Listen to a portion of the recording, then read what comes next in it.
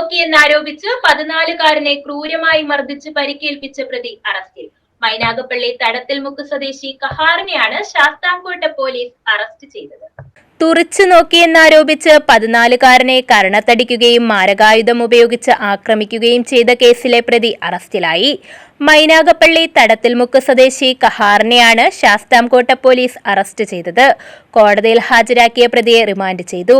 മൈനാഗപ്പള്ളി തൈക്കാവുമുക്കിൽ കഴിഞ്ഞ 4 വൈകിട്ട് 5:30ഓടെയാണ് സംഭവം നടന്നത്.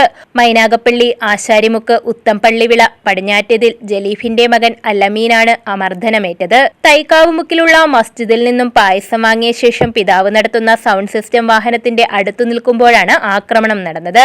തുറിച്ചു നോക്കിയെന്ന് ആരോപിച്ച് അസഭ്യം വിളിയോടെ പാഞ്ഞെടുത്ത പ്രതി കുട്ടിയുടെ കവിളിൽ അടിക്കുകയും പന്തൽ നിർമ്മാണത്തിനുപയോഗിക്കുന്ന വലിയ ഇരുമ്പ് പൈപ്പ് കൊണ്ട് തലയ്ക്കടിക്കാൻ ശ്രമിക്കുകയും ചെയ്യുകയായിരുന്നു.